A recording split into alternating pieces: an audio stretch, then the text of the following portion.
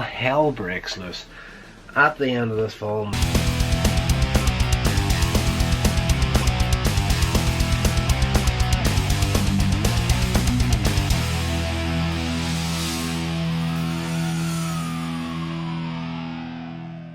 We're getting into Laurel and Hardy again. This one is called Duck Soup from 1927. Released just before they officially became the duo of Laurel and Hardy. This one here, it's a silent short film, and basically Stan and Ollie are a couple of bums, a couple of hobos, living rough. They're out in a park bench at the start of it, and they end up fleeing a group of forest rangers who are rounding up tramps to serve as firefighters to combat a forest fire that is happening. Laurel and Hardy run, and they take refuge in a mansion.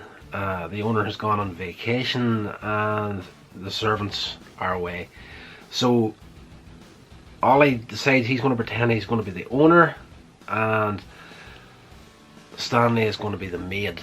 They decide that they're going to hang about the house. They went in there to hide from the forest rangers, and while they were hiding, they heard the servants saying that they were leaving, going away. The boss was going to be away for at least 2 weeks. So they decide to take their place, and there's a couple turn up, and Oliver decides he's going to rent the house to them so he can, you know, get the rent money and disappear off. By the end of the film, they actually decide they're going to clear the house out too, and they can rob it as well. Not just the clean characters that we know and love of Laurel and Hardy, they're kind of just bums and out for their own gains, kind of, in this one. So these pair turn up.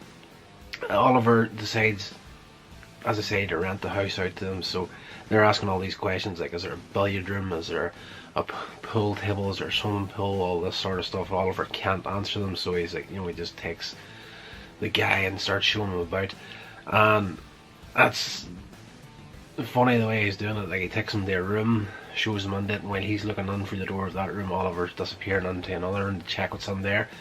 So whenever the guy turns around to come out, Oliver can pretend he knows what he's talking about, sort of thing. So the owner of the house, while he's on the train to leave to go on his vacation, his hunting vacation, he discovers that he's forgot his bow and arrow. So he stops the train.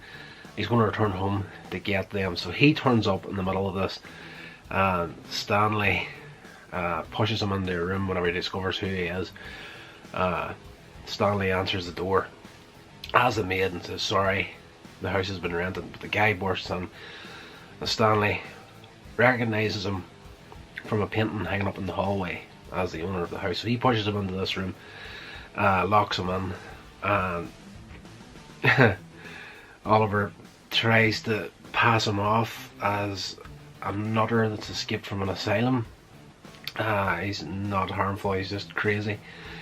So there was only one real laugh out loud moment part in this movie for me. Oliver is talking to the two people that he's trying to rent the house to, and Stanley is trying to barricade the door back where he's locked this guy in, and the guy kicks his foot through the door so hard that he kicks Stanley up the butt. Stanley bounces right off the floor across the room and the air and lands on Oliver's arms. It's kind of like in the way Scooby-Doo would have done with Shaggy in the cartoons. So that there, absolutely wet myself at that part.